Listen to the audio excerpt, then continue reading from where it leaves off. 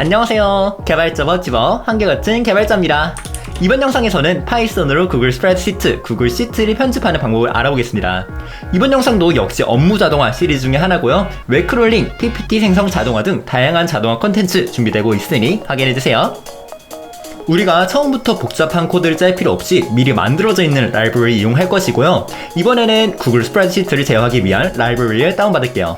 혹시나 라이브러리 설치하시는 방법을 모르겠어요 하시는 분들을 위해 지금 라이브러리 설치하는 방법을 차근차근 알려드리는 영상 제작하고 있으니 이게 무슨 소리인지 모르겠다, 뭐가 안된다, 라이브러리가 뭔지 이해가 잘 안 가신다 하시면 시청해주세요. 이번에 사용할 라이브러리는 gspread고요. GitHub에서 약 7,000개의 스타일을 받은 유명한 라이브러리입니다. 설치 명령은 pip install gspread고요. 주피터 노트북에서는 느낌표 넣고 입력하셔도 터미널 창에 바로 입력하셔도 설치하실 수 있습니다. 네, 저는 이렇게 이미 설치가 되어서 이런 메시지가 표시가 되고 있고요. 설치가 됐나 잘 모르겠어요. 괜찮아요. 그러면 다음 단계에 바로 오류날 거예요. 네, 그럼 시작해봅시다. 여러분들이 구글 시트에 접속하려면 무엇을 해야 되죠? 맞아요, 바로 로그인을 해야 되는데요. 이런 자동화 프로그램에서는 프로그램을 위한 별도의 계정을 사용하는 경우가 많아요. 그냥 사람이 쓰는 구글 계정이 아니라 프로그램을 위한 계정을 만들어 볼게요. 이 계정은 구글 클라우드 플랫폼에서 만들게 되는데요. 클라우드 플랫폼을 처음 사용하신다면 약간의 동의해 주시고 아무 이름으로 프로젝트를 생성해 주시면 됩니다. 다음으로는 구글 드라이브 API와 구글 스프레드시트 API 접근하기 위해서 검색창에서 구글 드라이브 API 검색하셔서 활성화 시켜주시고 구글 스프레드시트 API도 활성화를 시켜주세요. 자, 그러면은 계정을 만들어 볼게요. 여기 햄버거 버튼을 눌러주시고 IM 및 관리자 메뉴에서 서비스 계정 메뉴를 눌러주세요. 계정 이름 아무렇게나 정해주시고 만들고 계속하기 버튼을 눌러주세요. 그러면 액세스 권한에 대한 설정이 나오는데 일단 복잡하니까 역할 선택 버튼을 눌러 베이직에 편집자 권한을 넣어주고 계속 버튼을 눌러주세요. 네, 이제 계정 생성이 끝났어요. 완료 버튼을 눌러 마무리해주세요. 마지막으로 이 서비스 계정은 아이디나 비밀번호와 같이 로그인에 필요한 정보를 직접 만드는 것이 아니라 서비스 계정에 비밀 정보를 담은 키 파일을 이용해 로그인해요. 방금 만든 계정에 점 3개 버튼, 키 관리 메뉴, 키 추가 버튼을 눌러 키를 만들고 키 유형은 JSON으로 설정해주세요. 네, 그러면은 다운로드 받아주세요. 그러면 방금 키 파일을 다운로드 받은 경로를 복사해서 붙여 넣어 주시고요. 경로 복사 이용하시면 돼요. 이때 백슬래시는 슬래시로 바꿔주세요. 오류가 날 수도 있어요. 서비스 계정에 로그인하는 코드를 키 파일의 위치를 알려주면서 실행에 로그인해 줍시다. 로그인 정보를 GC라는 변수에 담아 관리할 거예요. 혹시나 코드 이해 못하셔도 그냥 따라오시면 됩니다. 여러분들이 보고 계시는 화면은 코드를 블록별로 실행시켜서 그 결과를 볼 수 있는 주피터 노트북이라는 환경이고요. 여러분들은 제가 입력하는 코드만 그대로 연달아 치고 실행시켜 보셔도 됩니다. 주피터 노트북에 대한 설명도 나중에 영상 만들어 놓을게요. 이제 스프레드시트 파일을 열어볼 거예요. 우리 프로그램 계정에서 구글 시트를 읽고 편집할 수 있도록 권한을 주기 위해 프로그램 계정, 서비스 계정에 이메일 주소를 복사해 주시고 새로운 구글 시트를 만들어서 공유 버튼 눌러주시고 이 계정에게 편집자 권한을 줍시다. 그럼 이제 프로그램에서 이 구글 시트를 열 건데요. 스프레드시트는 시트마다 고유한 웹 주소 링크가 있습니다. 이 주소를 가지고 파일을 열 거예요.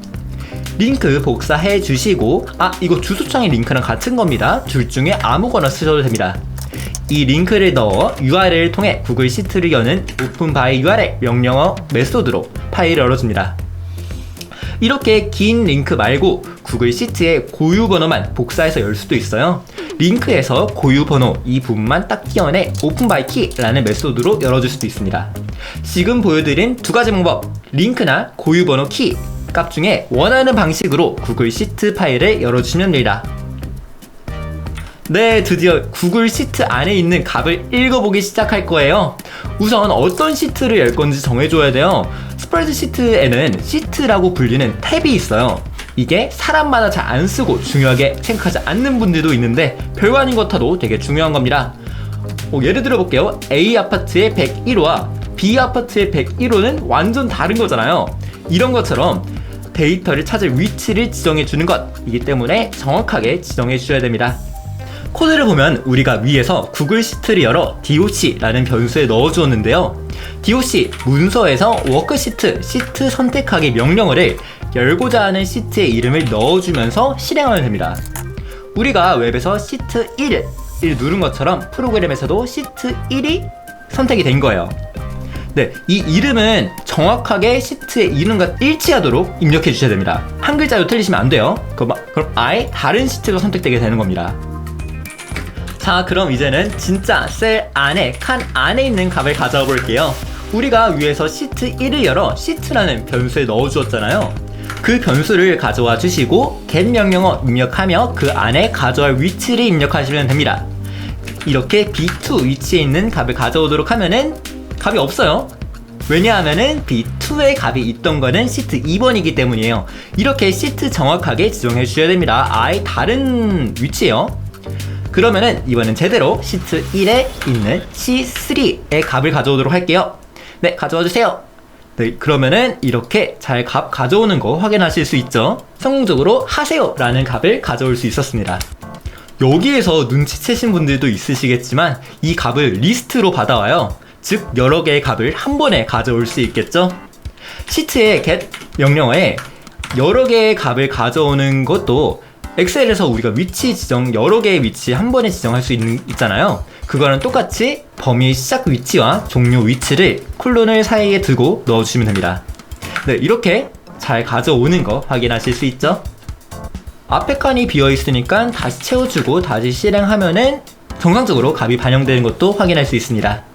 이번에는 한 줄 말고 여러 줄을 채워볼게요. 이렇게 범위 지정해서 범위 복사하고 넣어서 실행시켜주면 여러 줄로 행으로 구분된 데이터여도 모두 잘 가져오는 것을 확인하실 수 있습니다. 네, 이 리스트는 먼저 같은 행, 로우끼리 묶이고 그 안에서 열, 컬럼의 순서대로 저장됩니다. 이제 셀의 값을 읽어오는 방법을 알아보았으니 마지막으로 셀의 값을 쓰는 방법을 알아볼게요. 값을 쓰는 명령어는 크게 두 가지 종류인데요. 하나는 업데이트 셀이고 하나는 업데이트 셀입니다. 업데이트 셀은 위에랑 똑같이 위치 주소를 입력하고 그 안에 입력할 값을 넣어주시면 되고요. 업데이트 셀은 위치를 지정하는 방법이 조금 달라요. 이거는 둘 다 숫자로 값을 넣게 돼요. 숫자로 몇 번째 열에 있는지 몇 번째 행에 있는지 적어주시고 마지막에는 똑같이 입력할 값을 넣어주시면 됩니다. 네, 실행시켜 주시면은 이렇게 데이터가 잘 들어가는 것 확인하실 수 있고요. 테스트 성공, 이렇게도 가능해요 라는 답이 담기게 되었죠. 네, 한 번 더 보여드리면은 두 번째 열, 다섯 번째 행인이 이 2에 들어가는 것도 확인하실 수 있습니다. 네, 기본적인 기능은 이것만 아셔도 됩니다. 하지만 더 고급적인 일도 할 수 있고 더 잘 쓰기 위해 조금만 더 설명할 것도 남아있어요. 이번에는 좀 시간이 길어졌으니까 여기에서 끊고 혹시나 더 알고 싶으신 분들은 다음 영상에서 만나도록 할게요. 네, 그럼 너무 수고하셨고요. 다음 영상에서 뵙도록 하겠습니다. 안녕!